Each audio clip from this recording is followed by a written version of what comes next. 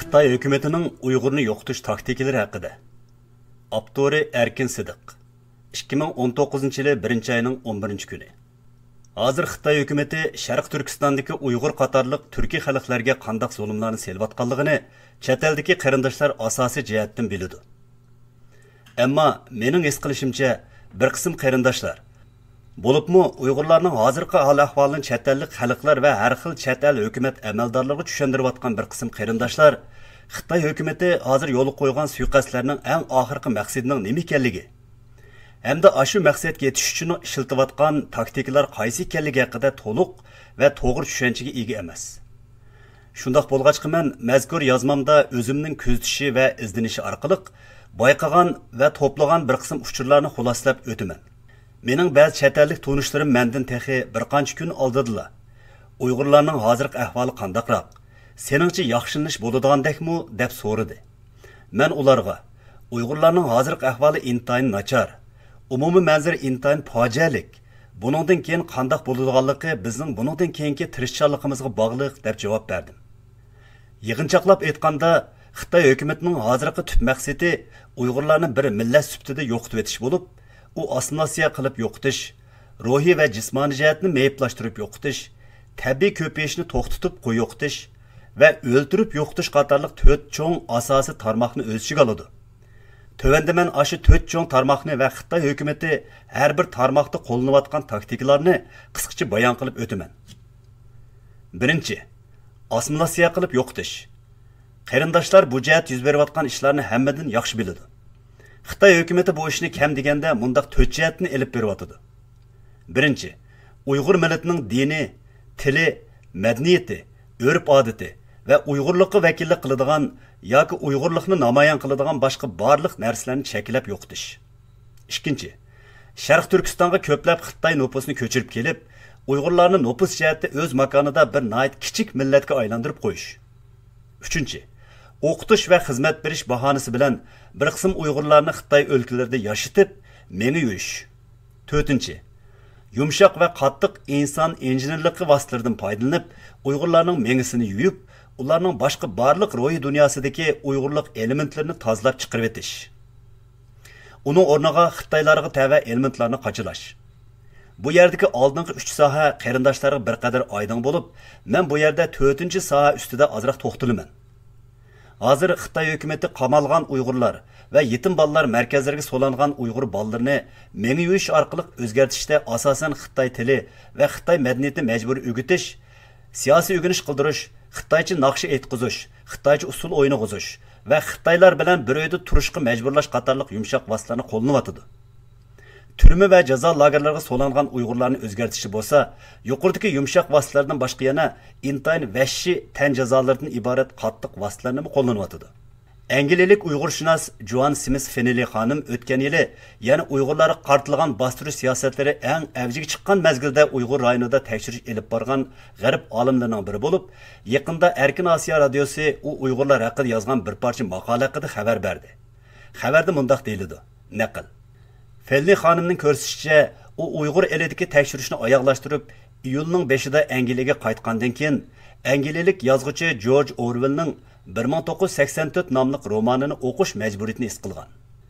George Orwellning mazkur asrda hukumat xo'ja aka deb qaraladigan, odatdagi avam fuqaroning hech qanday o'z oldiga fikr qilish erkinligi bo'lmagan, ularning barliq ish harakatlari ko'zitish apparatlari, maxfiy tinchig'ich va hatto televizorlar bilan ta'qib qilinib turadigan bir zulmatlik jamiyat tasvirlanadi.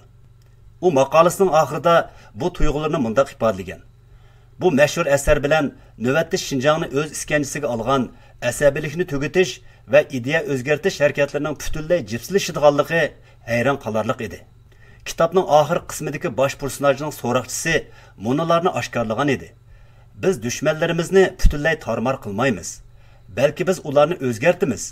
U bid'atlar bizga qarshi turadi ekan, biz ularni vayron qilmaymiz. Ularning e'tiqodini o'zgartimiz. Ularning ruhiy dunyosini asir olamiz. Ularni qayta yasab chiqamiz. Sening iching kavaklashidi. Seni ichingdan siqib chiqarib, uning o'rniga o'zimizni to'shtiramiz. Naql tugidi.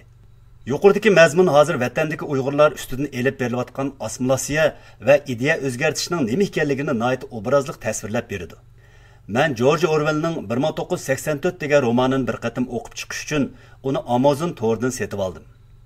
Ikkinchi, ruhiy va jismoniy jihatdan meyiblaştırib yo'qitish. Biz burun jazo lagerida bir mezgil tutib turilib, keyin qo'yib berilgan hamda chet elga o'ngishliq chiqib oladigan bir qancha qarindoshlarimizdan jazo lagerlarida qandaq tan jazolari va qiynashlarga uchraganligini angladik. Ular deb bergan ishlarning ichida bir xil dori ishkizish, uyqusiz qoldirish, yo'lvas o'rindig'ida uzun muddat o'ltirg'izish, tok orqali qiynash, zanjir kishanlarda bog'lanib, midilyalmas qilib qo'yilgan bir xil holatda tunlarni o'tkazish qatorliqlar bor bo'lib, ulardan ba'zilari bunda qiynag'ichi meni o'ltirvatsin bo'ptikan degan istaklardan bo'linganligini tilga oldi. Buningdan bir qancha oy ilgari ijtimoiy taratqularga vatandan kelgan mundaq bir uchur chiqdi. Janubdagi ma'lum bir jazo lageri muddati toshgan bir qism Uyg'urlarni qo'yib berib sinagan. Ularning ichidagi o'z uyini tepib ketalmaganlarni qo'yib berib, o'z uyini tepib bora olganlarni tutib jazo lageriga qaytadan so'lagan. Bu yil 3 yanvarda tövendeki Tor jurnalda bir parça İngilizce maqola e'lon qilindi. U maqolada mundaq deyiladi. Qozog'iston grajdani Abil Amantay o'tgan yili Sharq Turkistonga borganda u tutilib, Bo'rtalaning Jing noyasidagi bir jazo lageriga solinadi. Uning dadasi Nurg'un Yo'lmengib o'tgan yil 12-oyda uning bilan ko'rishish fursatiga erishib, uning bilan ko'rishdi. Hamda o'g'lining jazo lageridan chiqib bir zavodda ishlaydiganligini, eğe 650 so'm maosh oladiganligini bayqaydi. Abil Amantay hozir har 2 oyda bir qatam Qozog'istondagi ayoliga telefon qilish ijozatiga erishgan bo'lib, uning ayoli muxbirga mundaq deydi. Erim ancha ko'p gap qilmay, faqat nurg'un narsani o'rganyapman deydi. Ammo har qatam telefon qilganda bolalarimning ismi nima, qancha yoshga kirdi, qancha sinflarda o'qiydi deb so'raydi. Qaraganda u hozir nihoyat og'ir darajadagi esni yo'qotish holatida o'xshaydi. Biz lager yoki turmalardan qo'yib berilib, uyga berib bir hafta turgandan keyin o'lib ketgan Uyg'urlarning ishlaridan nihoyat ko'plarini angladik. Men yaqinda Amerikada 2 magistrlik unvoniga erishib, vatanga qaytib ketgan Mutallib Nurmamat inimizning bir jazo lageridan chiqib, 10 kun o'tganda lagerdagi vaqtida uchragan og'ir tan jazolarining zaxmisidan 41 yoshida o'lib ketganligini o'zimning Facebook to'rida yozdim. Mutallib ukimiz Kaliforniyada o'qiyotgan vaqtida biz bir rayonda turgan hamda Akukidek yaxshi o'tgan edik. U intayin bastilik, intayin qabul va intayin sog'lom bir yigit edi. Hozir bu xildagi ahvol vatanda keng ko'lamda yuz berayotgan bo'lishi mumkin. Ammo bizning biladiganlarimiz intayin oz. Ish qilib jazo lagerlarida o'lib ketayotgan Uyg'urlarning xabarlarining oxiri uzilib boqmadi. Uningdan boshqa vatandan chiqqan Xitoy soqchilari jazo lagerlaridagi Uyg'urlarga badanni qiynaydigan tan jazosi berayotgan ko'rinishlar intayin vahshiy bo'lib, ularning ba'zilariga odam qarashqin bardoshlik berolmaydi. Shunlashqa biz o'z-o'zimizdan hozir jazo lagerlarida turayotgan qarindoshlarning qancha %i jismoniy jihatdan butun odam bo'lib turayotgandi deb so'rmay tura olmaymiz. Xitoy hukumatining hozirgi plani o'lib ketmagan Uyg'urlarni mengi yuyish, dori ichkizish va og'ir tan jazolari bilan qattiq qiynash orqali hech qanday talabga yo'q deyilmaydigan, boshqalarga hech qanday qarshilik ko'rsatilmaydigan, qo'ydak nega etilsa shu yerga mangdigan, o'lib ketguchi Xitoyga haqsiz yoki yo'qurqidak intayin oz pulga ishlab beradigan, ruhiy va jismoniy jihatdan og'ir darajada meyiblaşgan yerim boshni odamlarga aylantirib qo'yish ekanligini ko'rib olish tas emas. Xitoy hokimiyati bundaq ishlarni Uyg'urlarga burunma qilib boqqan.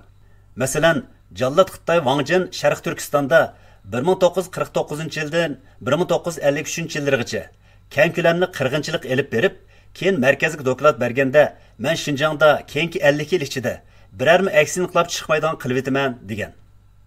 Xitoy hukumati hozir nihoyat zo'r sondagi Uyg'urlarning ichki a'zolarini tirik turg'izib elib, ularni setib atadi. Ya'ni Uyg'urlarni Xitoy hokimiyati organ sodasining moddiy manbasi qilib atadi. Shu sababdan nihoyat ko'p sondagi Uyg'urlar meyib odamga aylanib qolib atadi. Hamda baldir o'lib ketib atadi. Mushundaq taktika orqali ular bir tarafdan pul tepib, yana bir tarafdan Uyg'urlarni yo'qotish maqsadini ishga oshirib atadi. 3. Uyg'urlarning tabiiy ko'payishini to'xtatib yo'qotish. Bir qancha oyning oldida vatandan kelgan ba'zi uchurlarda jazo lagerlaridagi 15 dan yuqori yoshdagi barliq xonim qizlarga bir xil dori ichkizilganligi, shuningdan keyin ularning hammasi odat ko'rishdan to'xtaganligi tilga olindi. Nihoyat ko'p sondagi Uyg'urlarni tutib, ayollarni jazo lagerida ayirib etish, jazo lagerlaridagi ayollarni zavodlarda ayirib ishlatish, erni tutib ketib, ayolni uyda qo'yish yoki ayolning uyiga Xitoy erdan birini tiqib qo'yish hamda erlarni Xitoy o'lkalaridagi turmalarga elib ketish qatorliq vositalar bilan Xitoy hukumati hozir ayol bir uyda turadigan normal Uyg'ur oilasining nisbatini intayin kichik songa tushirib qo'ydi.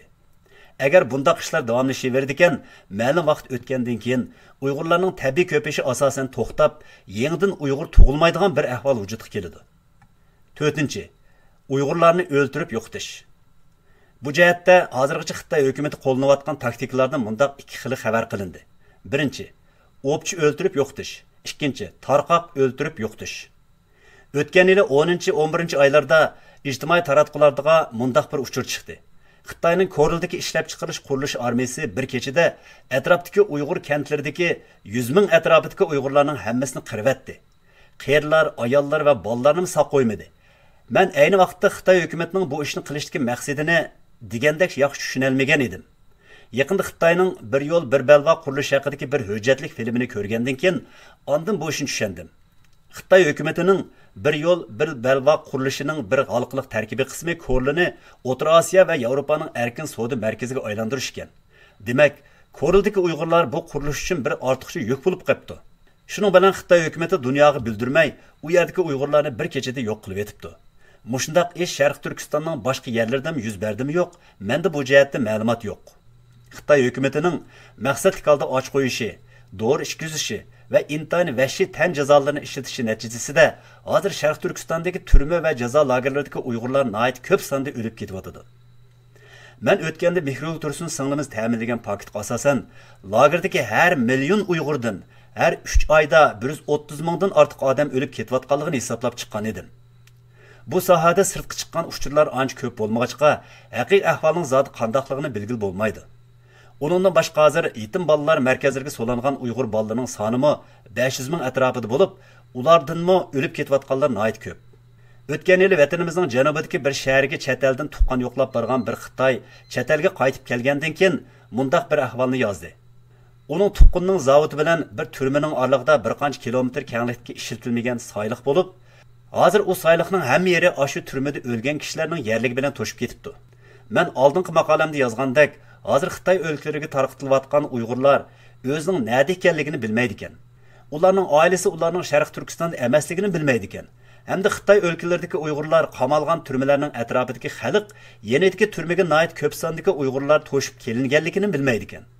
Xitoy hukumatining ishini mushu tariqada qilishning birli maqsadi bor. U bo'lsa-mu ashu Uyg'urlarning taki o'lib ketguncha Xitoy o'lkalaridagi turmalarda saqlab haqsiz ishiltish. Uyg'urlarni turma va jazo lagerida oz-ozdan o'ltirib turish meningcha bir xil tarqitib o'ltirish taktikasiga kirdi. Shunlashqa men yaqindan buyon o'z leksiyalarimda jazo lagerlarini odam o'ltirish zavodi deb atab keldim. Yuqoridagi 4 xil taktikadan foydalanib, Sharq Turkistondagi atalmış normal turmush kechirayotgan Uyg'urlarni emas, balki turma va lagerning sirtidagi ruhiy va jismoniy jihatdan yerim meypalti keltirilgan Uyg'urlarning nüfusini 6 yoki 7 millionga tushirish butunlay mumkin. Hozir Xitoy hukumatining qilayotgani dal mushu ish bo'lishi mumkin.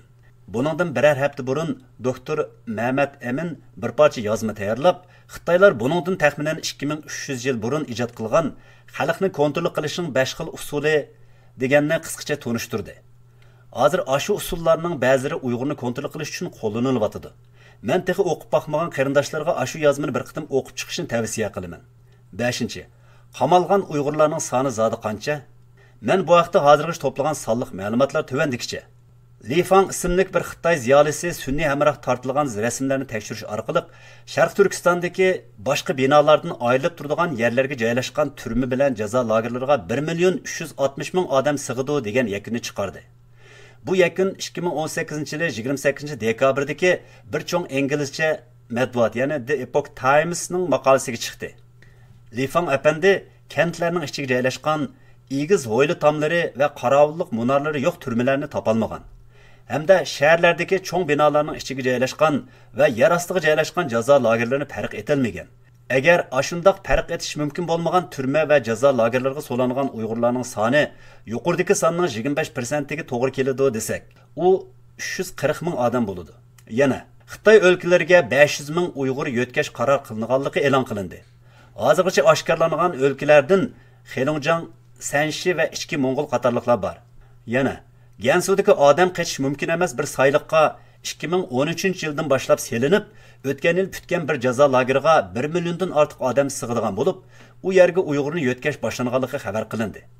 Yana Uyg'ur agentligi yetim bolalar markaziga yig'ilgan Uyg'ur bolalarining soni 500 mingdan oshadiganligini xabar qildi. Yuqoridagi sonlarni qo'shsak, jami 3 million 700 ming odam bo'ladi. Bu son Korluda o'ldirilgan 100 ming Uyg'urni hamda tarqoq o'ltirish vositasi bilan o'ldirilgan Uyg'urlarning sonini o'z ichiga olmaydi. Bu yil kirgandan buyon ko'plagan Xitoy ziyolilari 2019-yil ichida Xitoy hokimiyatida bir cho'ng o'zgarish bo'ladiganligini faraz qilyotdi. O'tirib qo'yilgan ehtimolliklardan bir qanchasi bor bo'lib, ularning ichidagi asosliklarining biri Xitoy hokimiyatining tez yo'l bilan o'zgarishi. Yana biri bo'lsa, kommunistik Xitoy hokimiyatining o'rlib tushishi bilan Xitoyda bir cho'ng qalamqonchilikning yuz berishi. Agar ikkinchi xil ehtimollik yuz berib qoladi ekan, hamma odam o'z yerini qutqizib qolishga yuguraydi. Ashundaq ahvolda qamalgan Uyg'urlarga, bo'libmi hozir Xitoy o'lkalarida maxfiy qamoqliq turayotgan 1,5 million Uyg'urga har kuni 1-2 vaqt tamoq etib opirib, tarqitib beradigan odam chiqarmi? Hozir chet eldagi ko'plagan Uyg'urlarning vatandagilar bilan aloqalash baxmag'iniga 2 yil bo'lib qoldi. Menimi shularning biri. Shung biz vatandagi tuqqanlarimizning hozirgi holatini asosan bilmaymiz. Aloqamiz bor tuqqanlarimizdan boshqa tuqqanlarning ahvolini so'ray olmaymiz. Agar so'ray olgan taqdirdami, tutib ketilgan tuqqanlarning ahvolini ularmi bilmaydi. U tuqqanlarimiz vatandami yoki Xitoy o'lkalariga akitildimi, biz ko'rishgan tuqqanimiz bilmaydi. Endi mushundaq bir ahvol ostida chet elda sukut turishning qimmati haqida ozroq o'ylanishga to'g'ri keladi. Nur Bakirning sadoqatmanligi va uning Xitoyga qo'shgan zo'r to'hfasi uni Xitoyning jazosidan qutuldirib qola olmadi. Shunlashqa mening sukut turishim vatandagi qarindosh tuqqanlarimni qutuldirib qoladi deb o'ylaydiganlar yolg'iz Xitoy hokimiyatidan rahimdillik tilabli qolmay, yana Allohdan yordam tilashga majbur bo'lish mumkin. Biz o'z tuqqanlarimizning ko'pinchisining hozirmi Sharq Turkistonda bor yo'qligini hamda ularning hayot yoki o'ldirilganligini bilmaymiz. Bu yerdagi bir haqiqat shuki, biz chet eldagi barliq Uyg'urlar hozir to'liq harakatga kelib, hammamiz birlikda eng yuqori darajada tirishchanlik ko'rsatib, Xitoy hukumatining iskanjasida turayotgan barliq qarindoshlarimizni yoki barliq Uyg'urlarni qutqizmay turib, o'zimizning tuqqanlarini hargizmi ayrim qutqiza olmaymiz. Tugidi.